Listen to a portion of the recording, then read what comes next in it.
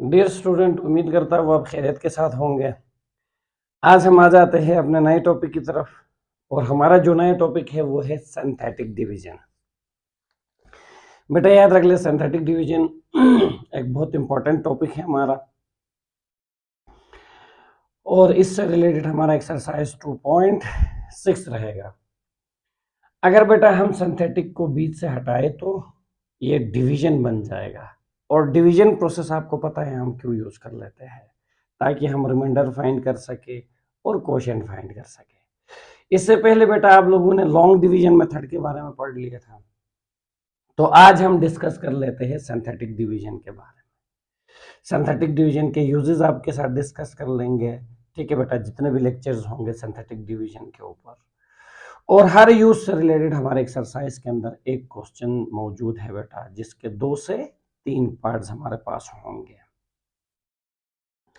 तो synthetic division का definition आपको लिखवा देता हूं बेटा, याद रख ले। It is a method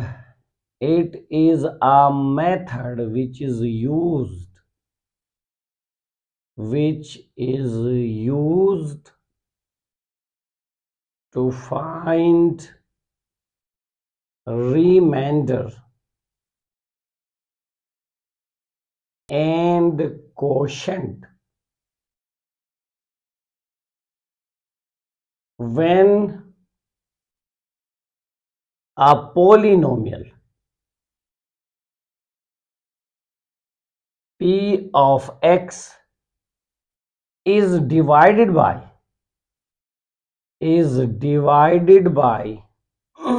linear polynomial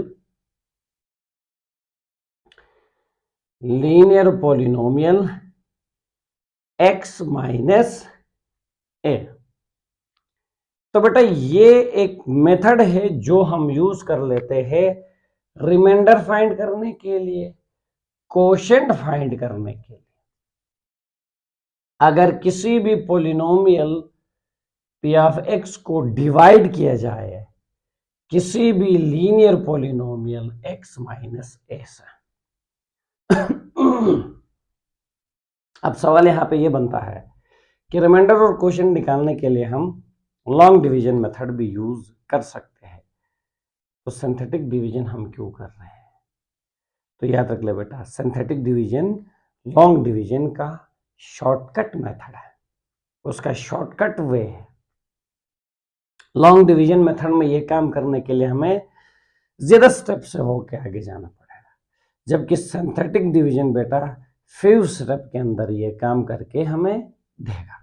तो ये शॉर्टकट है किसका? लॉन्ग डिवीजन मेथड का। अब रही बात पॉलिनोमियल के, तो भाई पॉलिनोमियल आप लोगों ने अपने चैप्टर नंबर 4 9th क्लास में पढ़ लिया है, जिसमें वेरिएबल के तमाम पावर्स होल नंबर हो, उस अलजेब्रिक एक्सप्रेशन को हम पॉलिनोमियल का नाम देते हैं। यानी वेरिएबल के तमाम पावर्स होल नंबर्स हो, तो that algebraic expressions are called polynomial. और दूसरी बात लीनियर पॉलिनोमियल की हम बात कर ले, तो अगेन हमने चैप्टर नंबर 5 के अंदर पढ़ लिया था लीनियर पॉलिनोमियल के बारे में, जब फैक्टर थ्योरम और रिमाइंडर थ्योरम आपको करवाया गया था कि ऐसा पॉलिनोमियल जिसमें वेरिएबल की हाईएस्ट पावर 1 हो, उसको हम क्या कहते हैं? लीनियर पॉलिनोमियल कहते हैं। और लीनियर पॉलिनोमियल का जनरल स्ट्रक्चर आपको 9th क्लास चैप्टर नंबर 5 में हमने सिखाया था, x माइनस ए। एक जनरल स्ट्रक्चर है लीनियर पॉलिनोमियल का, जिसको हम x माइनस ए से डिनोट करते हैं, तो इससे परेशान नहीं होना। और पॉलिनोमियल को हम p से डिनोट करते हैं और x शो करता है वेरिएबल को। तो हमारे पास कोई भी पॉलिनोमियल है जिसमें यूजुअली वेरिएबल हमने x को रखा हुआ है। तो बेटा ये सिंथेटिक डिवीजन का एक छोटा सा यूज जो मैंने आप लोगों को बता दिया, और इस यूज से रिलेटेड बेटा हमारे एक्सरसाइज 2.6 के अंदर क्वेश्चन नंबर 1 है, जिसमें आपको बताया गया है कि आपने रिमाइंडर भी फाइंड करना है, क्वोशिएंट भी फाइंड करना है। कौन सा मेथड यूज करके? सिंथेटिक डिवीजन यूज करके। तो ये पहला यूज है, पहला एप्लीकेशन है किसका? सिंथेटिक डिवीजन मेथड का। और भी बहुत सारे एप्लीकेशन हम अपने सिंथेटिक डिवीजन के लेक्चर्स में डिस्कस कर लेंगे। तो एक बात अपने जहन में बैठाए बेटा कि it is the shortcut of long division method. ये लॉन्ग डिवीजन मेथड का शॉर्टकट है। तो अब आपके जहन में ये सवाल नहीं रहेगा कि हमने लॉन्ग डिवीजन मेथड क्यों यूज नहीं करना, लंबा पड़ रहा है, ये हमारे लिए थोड़ा सा शॉर्ट पड़ रहा है। लेकिन बेटा याद रख ले, बहुत इंपॉर्टेंट टॉपिक है सिंथेटिक डिवीजन, और इसका प्रोसीजर आप लोगों को सीखना होगा। जिस तरह इनिशियली हमने आपको लॉन्ग डिवीजन मेथड सिखाया कि बेटा देखो इस हिसाब से हम लॉन्ग डिवीजन मेथड को आगे चलाते हैं, तो अब हम आपको सिखाएंगे कि भाई सिंथेटिक डिवीजन को आप आगे कैसे चलाओगे, सिंथेटिक डिवीजन का प्रोसीजर क्या है। तो बेटा इसका प्रोसीजर थोड़ा सा टफ है। अगर डायरेक्ट मैं सिंथेटिक डिवीजन करना आपको सिखाऊंगा तो हो सकता है कि आप लोग कंफ्यूज हो जाए या चीज़ें सारी क्लियर ना हो जाए। इस वजह से बेटा याद रख लो, इसका पूरा का पूरा प्रोसीजर आपको सिखाया जाएगा, तो आपने प्रोसीजर को सही तरीके से सीखना है, वेरी वेरी इंपॉर्टेंट। तो बेटा अब मैं आपको लेके आ जाता हूं सिंथेटिक डिवीजन मेथड के प्रोसीजर की तरफ। प्रोसीजर, क्योंकि बेटा एक्सरसाइज के अंदर हर क्वेश्चन में हमने सिंथेटिक डिवीजन यूज करना है, तो इसलिए इसका प्रोसीजर हमें क्लियर होना बहुत जरूरी है। तो बेटा प्रोसीजर हमारे पास क्या है, देखिए पहला स्टेप, जो भी अलजेब्रिक पॉलिनोमियल बेटा आप लोगों को दिया जाएगा, आपने उस अलजेब्रिक पॉलिनोमियल को हमेशा डिसेंडिंग ऑर्डर में अरेंज करना है with respect to power of variable. ये ख्याल रख ले, ठीक है बेटा। Arrange the given polynomial p of x in descending order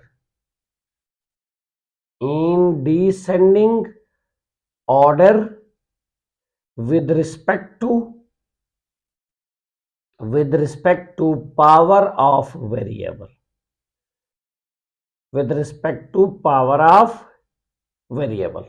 ये पहला पॉइंट है बेटा, वेरी इंपॉर्टेंट, कि जो भी आपको पॉलिनोमियल दिया गया है उस पॉलिनोमियल को आपने डिसेंडिंग ऑर्डर में अरेंज करना है विद रिस्पेक्ट टू, WRT का मतलब क्या है, with respect to power of variable के पावर के लिहाज से वो डिसेंडिंग ऑर्डर में अरेंज होना चाहिए। इसको डिसेंडिंग ऑर्डर कहते हैं या इसको डिक्रीजिंग ऑर्डर कहते हैं, जिसमें हम ग्रेटर पावर से स्मॉलर पावर की तरफ मूव करते हैं। जैसे मिसाल के तौर पर बेटा, अगर मुझे पॉलिनोमियल दिया जाता है p of x that is equal to x square plus 3x plus x cube minus 5, अगर एक ऐसा पॉलिनोमियल मुझे दिया जाता है तो पहला स्टेप मेरा यही है कि जो भी पॉलिनोमियल मुझे दिया गया है मैं उसको डिसेंडिंग ऑर्डर में अरेंज कर लूं वेरिएबल के पावर के लिहाज से। अब देखना यह है कि इसमें ग्रेटर पावर कौन सा है। इसमें सबसे ज्यादा ग्रेटर पावर आपके पास 2, 1 और 3 में 3 है, तो आपने 3 से शुरू करना है, उसके बाद आपने 2 को लिखना है 2 पावर को, उसके बाद आपने 1 पावर को लिखना है और उसके बाद आपने कांस्टेंट टर्म को लिखना है। तो बेटा अगर ये डिसेंडिंग ऑर्डर में अरेंज है ऑलरेडी, तो पहला स्टेप आपका क्लियर है, आप सीधे दूसरे स्टेप की तरफ जाओगे। तो बेटा याद रख ले, इस वक्त ये मेरे पास डिसेंडिंग ऑर्डर में अरेंज नहीं है, तो मैं इसको डिसेंडिंग ऑर्डर में अरेंज कर लेता हूं। सबसे पहले हाईएस्ट पावर क्यूब, उसके बाद स्क्वायर पावर, और उसके बाद बेटा मेरे पास x पावर 1, और उसके बाद मेरे पास कांस्टेंट टर्म। तो आप देख सकते हो बेटा ये डिसेंडिंग ऑर्डर में क्या हो चुका है, अरेंज हो चुका है। तो पहला स्टेप आप लोगों का ये है। दूसरा स्टेप जो भी बेटा लीनियर पोलिनोमियल आप लोगों को दिया गया है, वटेवर सो, जो भी लीनियर पोलिनोमियल आपको दिया गया है, आपने उस लीनियर पोलिनोमियल को इक्वल टू 0 लेना है और वहां से वेरिएबल की वैल्यू फाइंड करना है। Put the linear polynomial equal to 0, put the linear polynomial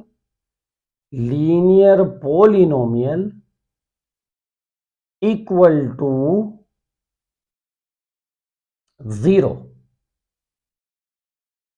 and find value of variable from it।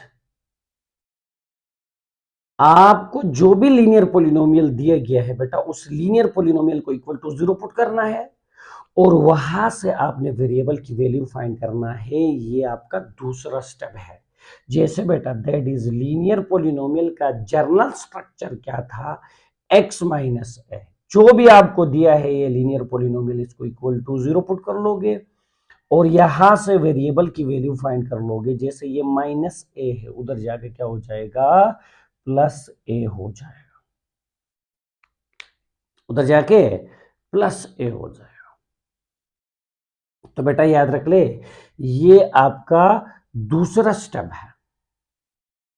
ये आपका दूसरा स्टेप है कि जब भी आप सिंथेटिक डिवीजन यूज कर लोगे बेटा, इन स्टेप से होके आगे मूव कर लोगे, इन स्टेप से होके आगे मूव कर लोगे। तो बेटा याद रख ले, लीनियर पोलिनोमियल को इक्वल टू हम 0 पुट कर लेंगे और जो भी वेरिएबल हमारे पास होगा उस वेरिएबल की वैल्यू हम वहां से फाइंड आउट कर लेंगे। तो हमारा दूसरा स्टेप भी क्या हो जाएगा, कंप्लीट हो जाएगा। अब बेटा मैं आपको लेके आ जाता हूं तीसरे स्टेप की तरफ। तीसरा जो स्टेप हमारे पास है,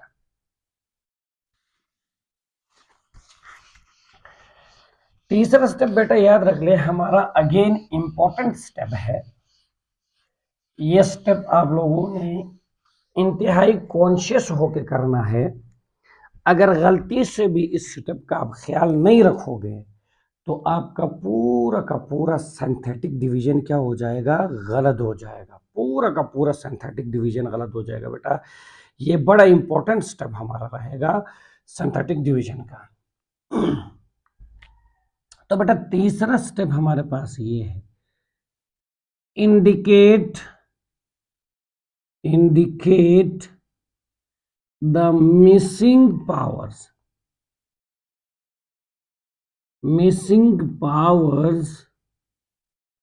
of variable, indicate the missing powers of variable with zero coefficient, बेटा one of the most important step. अगर आपने इस स्टेप का ख्याल नहीं रखा तो आपका का पूरा सिंथेटिक डिवीजन क्या हो जाएगा, गलत हो जाएगा। कि आपको जो भी पॉलिनोमियल दिया गया है, आपने उसको डिसेंडिंग ऑर्डर में अरेंज करना है। लेट्स सपोज हमारे पास हाईएस्ट पावर यहाँ पे है, क्यूब था, तो हमने क्यूब से आगे इसको अरेंज करना शुरू कर दिया। क्यूब के बाद स्क्वायर पावर के बाद 1 पावर और देन कांस्टेंट। अगर लेट्स सपोज बीच में कोई पावर मिसिंग है, यानी एक्स क्यूब के बाद एक्स स्क्वायर नहीं है, डायरेक्ट एक्स पावर 1 है और उसके बाद कांस्टेंट टर्म है, तो बीच में एक्स स्क्वायर मिसिंग है, तो आपने मिसिंग पावर ऑफ वेरिएबल को लाजमी तौर पे इंडिकेट करना है और उसको इंडिकेट करने के लिए हम उसके कोफिशिएंट को 0 रख लेंगे। उसके कोफिशिएंट को क्या रख लेंगे, 0 रख लेंगे। ये ख्याल रख ले बेटा। जैसे मेरे पास एक पॉलिनोमियल है p of x that is equal to x power 5 plus मेरे पास आ जाता है x cube minus x minus 1। ये मेरे पास एक पॉलिनोमियल आ जाता है। अगर मैं पहला स्टेप देखूं तो पहला स्टेप क्या था, पहला स्टेप ये था कि भाई आपका जो पॉलिनोमियल है वो डिसेंडिंग ऑर्डर में अरेंज होना चाहिए with respect to power of variable. अगर देखा जाए तो ये डिसेंडिंग ऑर्डर में अरेंज है और दूसरा स्टेप तो आपको पता है, लीनियर पोलिनोमियल जो भी होगा उसको इक्वल टू 0 पुट करके हम वेरिएबल की वैल्यू निकाल लेंगे। लेकिन तीसरा स्टेप क्या कहता है, जरा गौर कर ले बेटा। अगर मिसिंग पावर्स मौजूद हो वेरिएबल के तो आपने इंडिकेट लाजमी तौर पे करना है। तो यहां पे देखें, 5 पावर के बाद आना चाहिए 4 पावर। मेरे पास 4 पावर नहीं है। अगर नहीं है तो मैं 4 पावर को इंडिकेट कर लूंगा, उसकी निशानदेही में कर लूंगा, लेकिन उसका कोफिशिएंट क्या रख के, 0 रख के। तो बेटा जैसे ये x पावर 5 है, इसके बाद x पावर 4 होना चाहिए, नहीं है तो इसको मैं लिख सकता हूँ 0x पावर 4। कोफिशिएंट 0 है, 0 मल्टीप्लाई बाय x पावर 4 कर लोगे तो 0। 0 को प्लस करने से कोई फर्क नहीं पड़ता, क्योंकि 0 एडिटिव आइडेंटिटी का काम करता है। तो सिंथेटिक डिवीजन के लिए इसको इंडिकेट करना बहुत लाजमी है। 4 पावर के बाद मेरे पास 3 पावर मौजूद है, लेकिन 3 पावर के बाद मेरे पास आना चाहिए वेरिएबल की 2 पावर। अगेन वेरिएबल की 2 पावर मेरे पास नहीं है, तो मैं इंडिकेट करता हूं उसका कोफिशिएंट 0 रख के। और उसके बाद बेटा मेरे पास 1 पावर होना चाहिए, उसके बाद मेरे पास कांस्टेंट टर्म होना चाहिए। तो ये बेटा स्टेप नंबर 3 हमारा आ जाता है कि जब भी आपके पास कोई मिसिंग पावर मौजूद हो तो आपने मिसिंग पावर को लाजमी तौर पे इंडिकेट करना है, और उसको इंडिकेट करने के लिए कोफिशिएंट को 0 रखना है। ये आ गए बेटा हमारे 3 स्टेप्स। 3 स्टेप्स। अब बेटा मैं आप लोगों को लेके आता हूं 4 स्टेप की तरफ। चौथा step, apply the synthetic division method. Apply the synthetic division method. आपने सिंथेटिक डिवीजन मेथड को अप्लाई करना है। सिंथेटिक डिवीजन मेथड, तो बेटा याद रख ले, लॉन्ग डिवीजन मेथड का अपना सिंबल है। लॉन्ग डिवीजन मेथड का अपना एक सिंबल है। आपने देखा था कि लॉन्ग डिवीजन मेथड सिंबल हम हमेशा इसको यूज कर लेते हैं। ये लॉन्ग डिवीजन मेथड सिंबल है। इसी तरह बेटा याद रख लो, सिंथेटिक डिवीजन का अपना एक सिंबल है। और सिंथेटिक डिवीजन मेथड का सिंबल क्या है, मैं यहाँ पे आप लोगों के लिए ड्रा कर रहा हूँ, जरा गौर कर ले। ये जो सिंबल है बेटा, एक वर्टिकल लाइन और एक हॉरिजॉन्टल लाइन जो एक दूसरे को क्या कर रहे हैं, इंटरसेक्ट कर रहे हैं, ये सिंबल है किसका, सिंथेटिक डिवीजन का। यह सिंबल है सिंथेटिक डिवीजन का, ख्याल रखना है। एक वर्टिकल लाइन और एक हॉरिजॉन्टल लाइन जो एक दूसरे को क्या कर रहे हैं, इंटरसेक्ट कर रहे हैं। तो this is the symbol of synthetic division. और अब इस सिंबल के अंदर किसको कहाँ लिखना है, ये सारा कुछ मैंने आपको सिखाना है। तो बेटा याद रख लें, ये जो दोनों लाइंस एक दूसरे को इंटरसेक्ट कर रहे हैं, उसके लेफ्ट पोर्शन पे हमेशा आपने वैल्यू ऑफ वेरिएबल को लिखना है। वैल्यू ऑफ वेरिएबल को लिखना है जो स्टेप 2 से हमने निकाल लिया है। वैल्यू ऑफ वेरिएबल, जो वैल्यू आप लोगों ने स्टेप 2 से निकाल लिया है लीनियर पॉलिनोमियल को इक्वल टू 0 पुट करके, वो वैल्यू आप लोगों ने हमेशा इस एरिया में लिखना है। Very very important.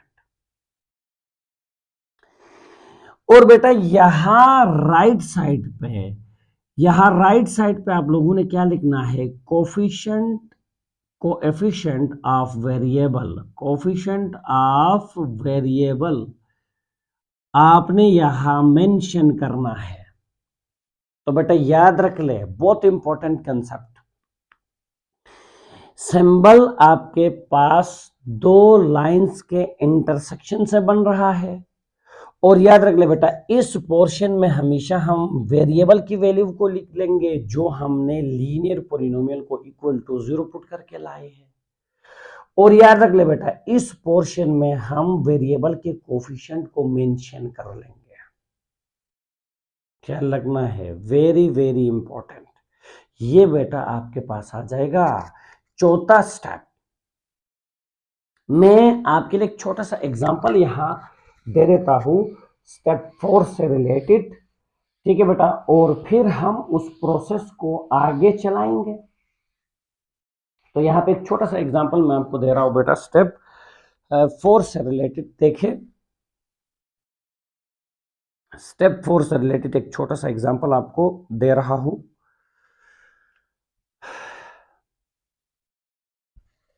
जैसे बेटा मेरे पास एक पॉलिनोमियल है p ऑफ x जो कि 5x पावर 4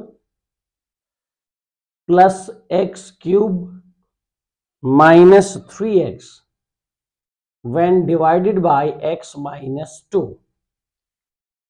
तो जरा गौर कर ले बेटा, इसको मैं जरा सिंथेटिक डिवीजन मेथड के अंदर सेट करके आप लोगों को दिखा देता हूं।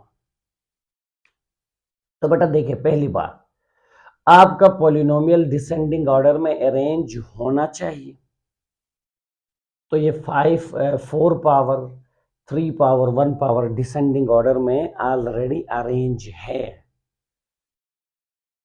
उसके बाद बेटा देखें तो 4 पावर के बाद 3 पावर के बाद 2 पावर आना चाहिए, जो कि मेरे पास नहीं है, मिसिंग है, मैं ज़रूर इंडिकेट कर लूँगा। उसके बाद बेटा मेरे पास 1 पावर मौजूद है, और उसके बाद मेरे पास कांस्टेंट टर्म होना चाहिए, नहीं है, तो मैं ज़रूर इंडिकेट कर लूँगा। तो बेटा याद रख ले, दो चीज़ें हमारे पास यहाँ पे मिसिंग है, मैं उन दोनों को इंडिकेट भी कर देता हूँ साथ साथ। तो बेटा देखें 0x² और ये -3x एंड देन कांस्टेंट जो कि मेरे पास नहीं है, तो इसका मतलब क्या है, 0 है। इंडिकेट करना इंतहाई जरूरी है।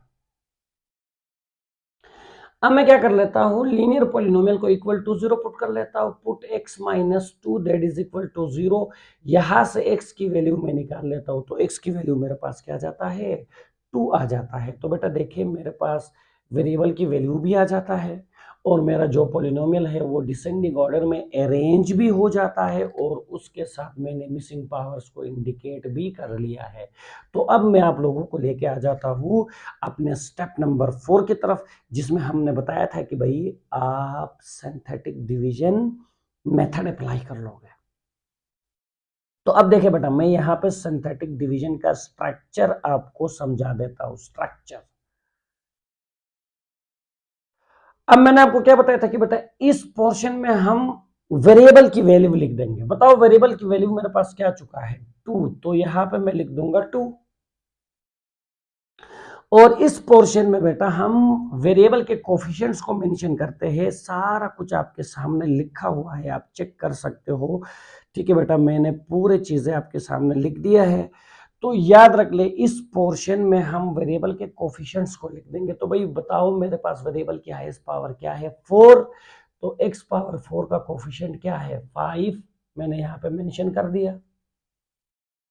उसके बाद बेटा एक्स क्यूब है, उसका कोफिशिएंट मेरे पास क्या है, 1, मैंने मेंशन कर दिया यहाँ पे।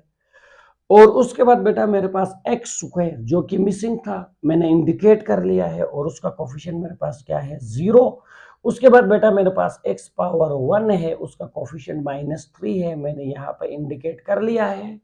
और उसके बाद बेटा मेरे पास कांस्टेंट टर्म जो कि नहीं था, मैंने इंडिकेट कर लिया है, क्या है, 0 है। तो ये बेटा आपके पास चौथा स्टेप क्या हो जाता है, कंप्लीट हो जाता है। चौथा स्टेप कंप्लीट हो जाता है। अब बेटा आपने जहन में बैठाना है जो आखिरी बात है, जो आखिरी बात है जिसमें अमूमन बच्चे परेशान रहते हैं। तो बेटा याद रख ले, वो आखिरी बात आपके साथ मैं डिस्कस कर लूंगा, और उसके बाद इस प्रोसेस को कंप्लीट कर लूंगा। क्योंकि बेटा एक्सरसाइज के अंदर जितने भी क्वेश्चंस हैं, उन तमाम क्वेश्चंस में हमने सिंथेटिक डिवीजन को अप्लाई करना है। यहां तक आने के बाद याद रख लो बेटा, इससे आगे का जो तरीक़ाकार है, इससे आगे का जो तरीक़ाकार है वो क्या है। सिंथेटिक डिवीजन बेटा याद रख ले, आपके पास 3 स्टेप में काम करता है। कितना स्टेप में काम करता है, 3 स्टेप में। अब वो 3 स्टेप्स मैंने आप लोगों को यहां शो करना है। वो 3 स्टेप्स मैंने आपको यहाँ पे शो करना है। तो बेटा याद रख ले, पहला स्टेप, ये जो भी आपके पास पहला कोफिशिएंट है उसको नीचे ड्रॉप करना है। क्या करना है? ड्रॉप करना है। ये जो भी पहला कोफिशिएंट आपके पास है इसको हम नीचे ड्रॉप कर लोगे, ड्रॉप कर लो। तो 5 को नीचे ड्रॉप करो, ये आपके पास एज इट इज नीचे आ जाएगा। फिर बेटा इसको आपने मल्टीप्लाई करना है इसके साथ, ये कोने में जो भी नंबर बैठा हुआ है ना इसके साथ आपने मल्टीप्लाई करना है। तो बेटा 2 मल्टीप्लाई बाई 5 इज 10, और जो भी रिजल्ट आ जाएगा मल्टीप्लाई करके उसको ऊपर लिखना है, ऊपर लिखना है, ऊपर ले जाके ऐड करना है। इसके साथ कर लोगे मल्टीप्लाई, क्या कर लोगे? मल्टीप्लाई कर लोगे, और जो भी नंबर आ जाएगा उसको ऊपर ले जाके ऐड करना है। तो आपका एक स्टेप कंप्लीट हो जाएगा। आपका एक स्टेप क्या हो जाएगा? कंप्लीट। तो देखिए बेटा 5 ड्रॉप हुआ, 5 को कोने वाले वैल्यू के साथ मैंने मल्टीप्लाई कर लिया, 10 आया, 10 को ऊपर ले जाके मैंने क्या करना है? ऐड करना है। तो बेटा ये मैं आपके लिए यहां लिख रहा हूं, ख्याल रख ले। आपका जो सिंथेटिक डिवीजन है बेटा 3 स्टेप में ये एक साइकिल कंप्लीट कर लेता है, 3 स्टेप में एक साइकिल कंप्लीट करता है। बेटा मैं आपके सामने यहां लिख रहा हूं, पहले स्टेप ड्रॉप करना है। क्या करना है? जो भी यहां है उसको आपने नीचे ड्रॉप करना है।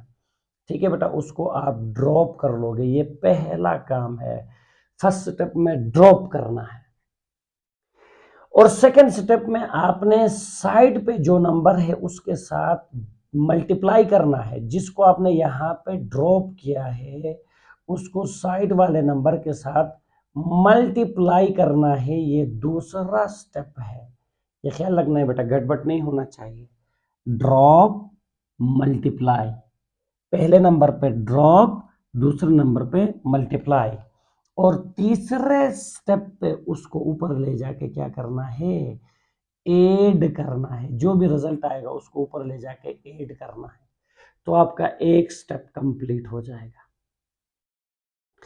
फिर हम दोबारा से इसको रिपीट कर लेंगे, ड्रॉप, मल्टीप्लाई, ऐड। जैसे इधर देख ले बेटा, 1 + 10 11, ड्रॉप कर लो, नीचे ड्रॉप कर लो, इसको ले जाके कार्नर वाले वैल्यू के साथ मल्टीप्लाई कर लो। तो 2 × 11 इज 22, और जो भी नंबर आ जाता है उसको ऊपर ले जाके ऐड कर दो। ये प्रोसेस आगे चलाते रहना है, इस प्रोसेस को आगे चलाते रहना है जब तक आप आखिर तक नहीं पहुंचते। इस प्रोसेस को आगे चलाते रहना है। देखिए बेटा जरा गौर कर ले, दोबारा से आप देखें, दोबारा से पूरा का पूरा क्लियर होना चाहिए, क्योंकि बेटा एक्सरसाइज में पूरा काम सिंथेटिक डिवीजन का है। तो याद रख ले, यहां वेरिएबल की वैल्यू मैंने लिख दिया, और याद रख ले कोफिशिएंट x⁴ का 5 है, x³ का 1 है, x² का 0 है, x⁴ का 3 है, कांस्टेंट मेरे पास 0 है। अब बेटा इंतहाई कॉन्शियस होके देखना है, इंतहाई कॉन्शियस होके देखना है। जरा गौर कर ले, पहला स्टेप क्या था? आपने जो भी पहला कोफिशिएंट है उसको नीचे ड्रॉप करना है। तो बेटा इसको यहां जो भी है उसको एज इट इज नीचे ड्रॉप कर लो, कर लिया। फिर क्या करना है? दूसरे स्टेप में साइड में जो नंबर बैठा हुआ है उसके साथ मल्टीप्लाई करना है। तो बेटा 2 × 5 कर लोगे तो क्या जाएगा? 10। क्या जाएगा? 10। और उस 10 को सीधा ऊपर ले जाके ऐड करना है, सीधा ऊपर ले जाके ऐड करना है। तो ये लो मैंने ऐड कर दिया, तो एक साइकिल कंप्लीट होगी। एक साइकिल क्या हो गया? कंप्लीट। तो बेटा ड्रॉप, मल्टीप्लाई, ऐड प्रोसेस पे ये काम करता है। बस ये चीज ख्याल रखना है, ड्रॉप, मल्टीप्लाई, ऐड, इस प्रोसेस पे ये काम करता है। और इस ड्रॉप, मल्टीप्लाई, ऐड प्रोसेस को हमने आखिर तक चलाना है। अब देख लो बेटा 1 + 10 क्या आएगा? 11। रिजल्ट को ड्रॉप कर दो नीचे। अब ड्रॉप करने के बाद इसके साथ क्या करना है? मल्टीप्लाई करना है। तो 2 मल्टीप्लाई बाई 11 इज 22। जो भी रिजल्ट आ जाएगा ऊपर ले जाके ऐड करना, दूसरा साइकिल कंप्लीट होगी।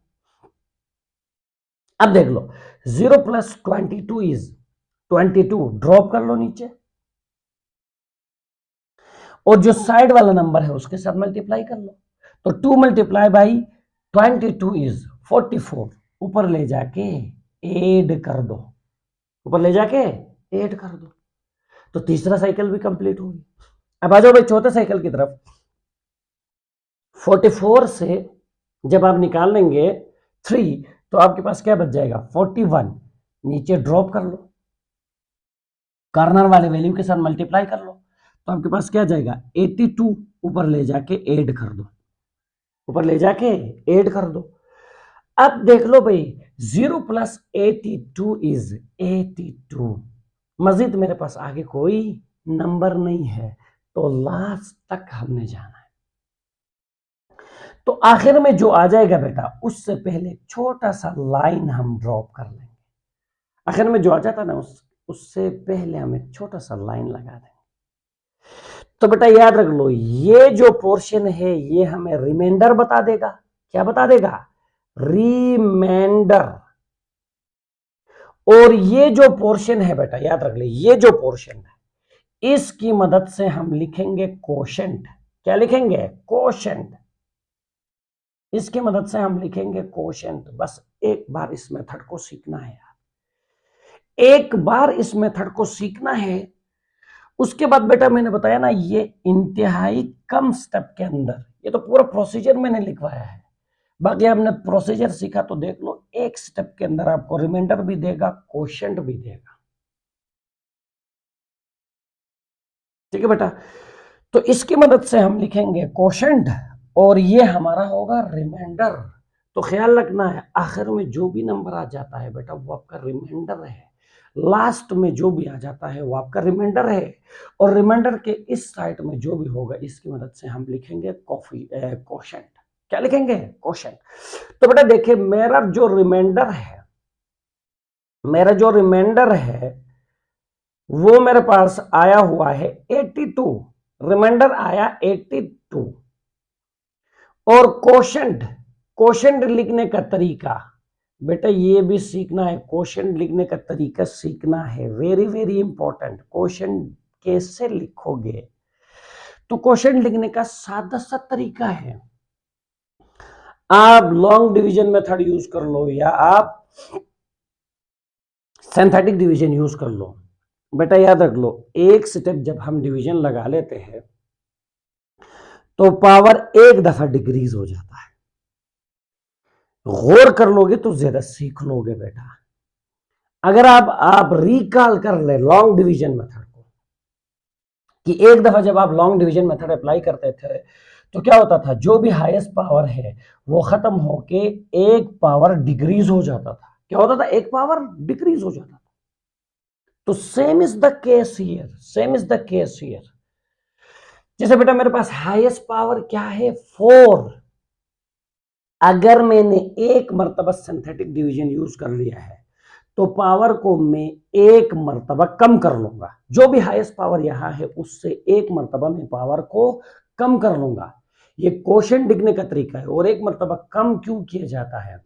क्योंकि भाई आपको पता है डिवीजन प्रोसेस के अंदर आप टॉप टू बॉटम आते जाओगे तो वेरिएबल की पावर कम होती जाएगी और आखिर में आके वेरिएबल मुकम्मल तौर पे खत्म हो जाएगा, वेरिएबल मुकम्मल तौर पे खत्म हो जाएगा और आपके पास जस्ट एक कांस्टेंट नंबर रह जाएगा।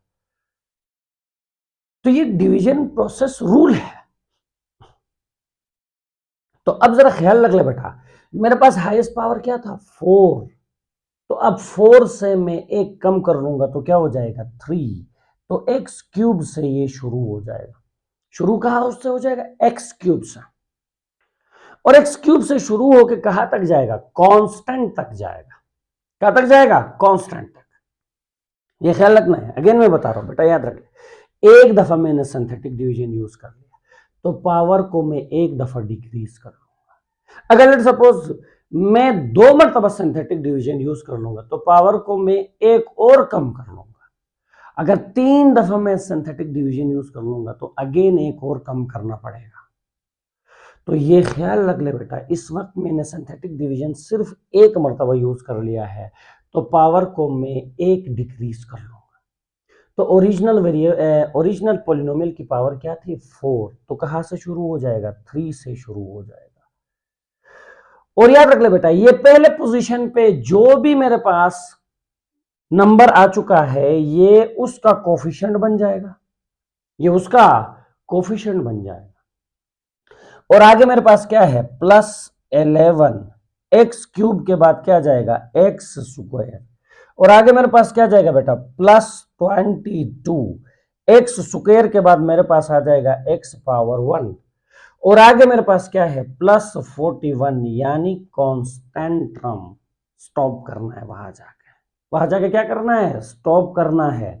तो बेटा ये क्वोशंट को लिखने का स्टाइल है, ये क्वोशंट को लिखने का तरीका है सिंथेटिक डिवीजन के अंदर। वेरी वेरी इंपॉर्टेंट बेटा, मैं एक दफा और रिपीट कर देता हूं ताकि आप लोगों को क्लियर हो जाए। क्वोशंट को लिखने का स्टाइल क्या है जरा और कर ले। एक मरतबा सिंथेटिक डिवीजन यूज कर लिया तो पॉलिनोमियल की हाईएस्ट पावर जो भी है उससे एक कम कर लोगे, उससे एक कम कर लोगे। तो बेटा पावर मेरे पास हाईएस्ट 4 था, तो 4 से एक कम कर लोगे तो क्या जाएगा क्यूब। अब हम क्यूब से शुरू करके कहां तक जाएंगे कांस्टेंट तक। ये पहले नंबर पे जो भी आया हुआ है ये इसका कोफिशिएंट होगा, और आगे क्या है बेटा +11, अगर -11 होता तो मैं यहाँ पे -11 लिखता, क्यूब पावर के बाद स्क्वायर पावर, उसके बाद आगे क्या लिखा हुआ है +22, तो मैंने भी +22 लिख दिया, स्क्वायर पावर के बाद 1 पावर, और उसके बाद आगे देख लो बेटा क्या है +41, कांस्टेंट नंबर। तो ये हो गया बेटा सिंथेटिक डिवीजन का पहला यूज। हमें ये रिमाइंडर भी देता है, हमें ये क्वोशंट भी देता है, अगर किसी भी पोलिनोमियल पी ऑफ एक्स को डिवाइड किया जाए किसी लीनियर पोलिनोमियल से, तो बेटा ये पूरा मेरा क्वेश्चन नंबर 1 है। हाँ, अगर कोई बच्चा कहता है कि सर मैं अगर लॉन्ग डिवीजन मेथड यूज करता हूं, लेट सपोज अगर कोई बच्चा ये कहता है कि लॉन्ग डिवीजन मेथड हम यूज करते हैं, तो आप खुद देख सकते हो मैं अभी आपके सामने यहाँ लॉन्ग डिवीजन मेथड यूज कर देता हूँ। आप देखोगे सेम यही रिमाइंडर आएगा, सेम यही क्वेश्चन आएगा, लेकिन काफी स्टेप के बाद। तो बेटा देखिए मैं यहाँ पे लॉन्ग डिवीजन मेथड अप्लाई करके आपको दिखा देता हूँ, सेम इसी क्वेश्चन के ऊपर। देखिए long division method, although long division method बेटा मैंने बताया ना ये मैं आपके सेटिस्फेक्शन के लिए करवा रहा हूं, क्योंकि स्टार्टिंग में मैंने आपको बताया था कि बेटा ये जो सिंथेटिक डिवीजन है it is the shortcut of long division method. आपको क्लियर भी हो जाए ना भाई ये शॉर्टकट मेथड है या नहीं है। x-2 आपको पता है ये हमारा डिवाइडेंड है जिसको हम हमेशा डिवीजन सिंबल के अंदर लिखते हैं, और ये हमारा डिवाइजर है जिसको हमेशा हम बाहर लिखते हैं डिवीजन मेथड से। अब क्वोशंट को या इधर लिखा जाता है या इधर लिखा जाता है, अब अपनी मर्जी से जहां लिखना है लिख दो।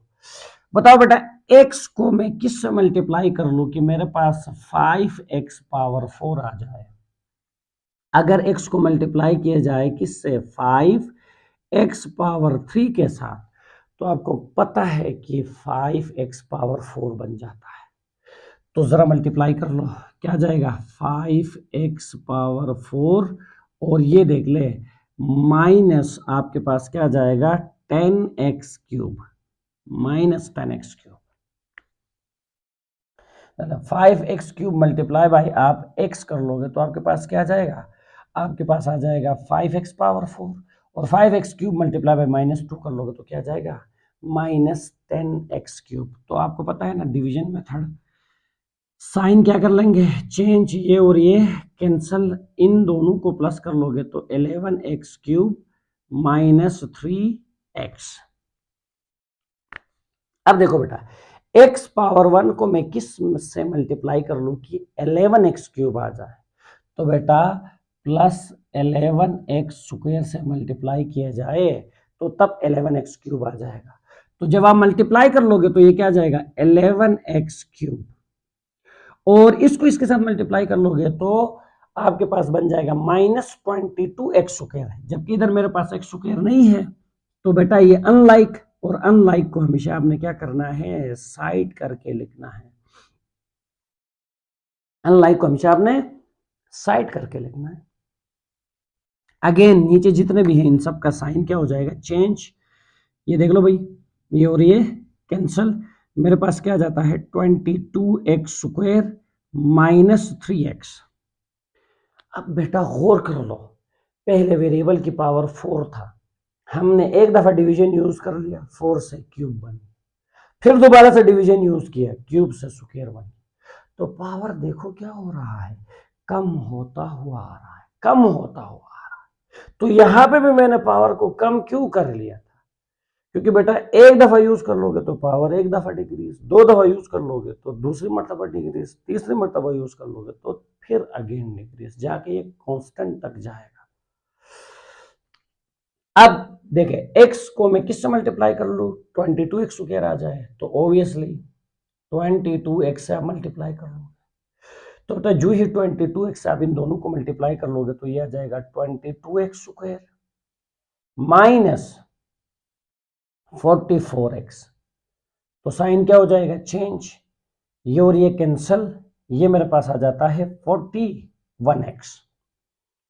अब देख लो बेटा, मैं x को किससे मल्टीप्लाई कर लूं कि मेरे पास 41x आ जाए, तो बेटा 41 से, तो जब आप 41 से x को मल्टीप्लाई कर लोगे तो ये 41x, और 41 मल्टीप्लाई बाय -2 कर लोगे तो -82। साइन क्या हो जाएंगे, चेंज, ये और ये कैंसल, 82।